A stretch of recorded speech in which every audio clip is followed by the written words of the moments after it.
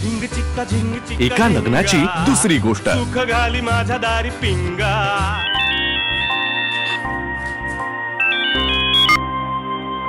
Hello, हा पप्पा बोला. हा राधा बेटा, कशी आहे जावई बापूंची पाठ आता? हा बरी आहे. आमच्या कुहूचा एक मित्र आला होता, त्यांनी ते हे करून दिलं ॲक्युप्रेशर, तेव्हा बरं आहे आता. हा बर, मग आता वाढदिवसाची राहिलेली पार्टी करायला हरकत नाही. लग्न झाल्यापासून दोघ जण एकदाही घरी आलेले नाही तुम्ही एकत्र. त्यात आता बेबी परत इंदोरला जायची आहे. आधीच हात मोडलाय बिचारीचा, नाही म्हणालात ना तर मन मोडेल. काय करायचं तो निर्णय तुझा आहे बघ. पप्पा, तुमचं इमोशनल ब्लॅकमेलिंग राखून ठेवा, कारण अजून मी नाही म्हटलेलंच नाहीये. फक्त मला इकडे विचारायला लागेल, ह्याला घनश्यामला बसला इथे मागेच, तर त्याला विचारते मी. फोन आलाय पप्पांचा. ते विचारतायत की जेवायला येता का घरी. जाऊ शकतो. हॅलो पप्पा, आम्ही येतोय जेवायला. बर बर, या वाट बघतोय. करमणुकीसाठी चित्रपट बघायला चाललोय. कोण कोण आहे बरोबर? गंगा, यमुना, कुहू आणि मी. परीच आणि माझंही तिकीट काढ. काय? तू उल्का कशी आहे माहिती ना, तिच्या बुद्धीला जे पटेल तेच ती करते. अरे पण मी काय म्हणते, प्रयत्न करून बघायला काय हरकत आहे ना. प्रयत्न करू, पण नकळ आता सगळं तिला कळलं ना तर सगळं फिसकटेल. मग आपण असं करूया, आपण राधाला सांगूया का तिच्याशी बोलायला? त्या दोघींचं चांगलं पटतं ना. हो, काय ग राधा? राधा, हो हो हो बोलशील ना उल्काशी, पण डायरेक्ट नको, थोडं आडून आडून विचार.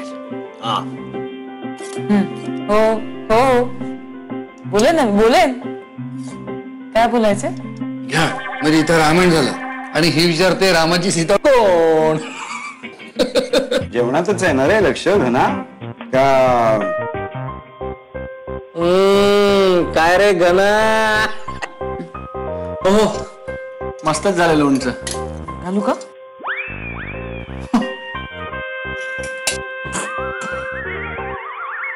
अगं अगं राधा, त्यांनी लोणचं मागितलंय. हो, वरण घाल म्हणाला. हो हो, मी आले, माझा फोन वाजतो. हे घना, जा, कॉल मिस होईल.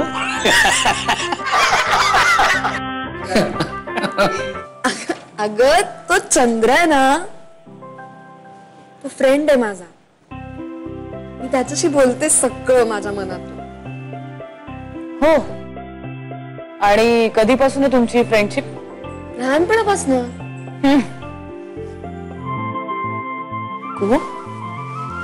जा जेवून घे, जा. मला भूक लागली कधीपासून. जा जा, पण आले.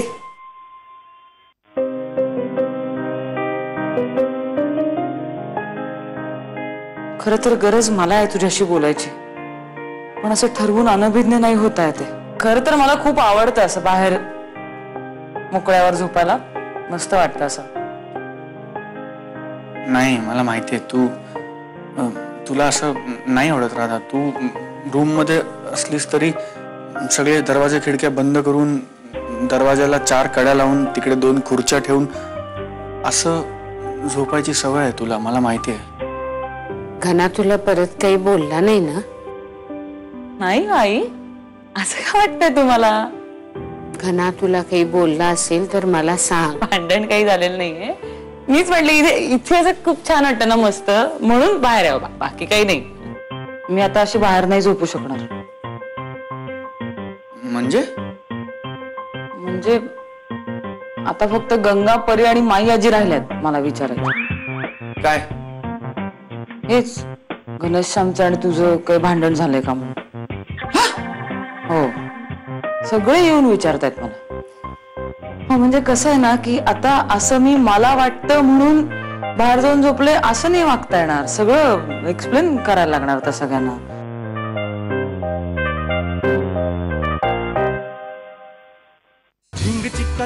एका लग्नाची दुसरी गोष्ट. सुख घाली माझ्या दारी पिंगा.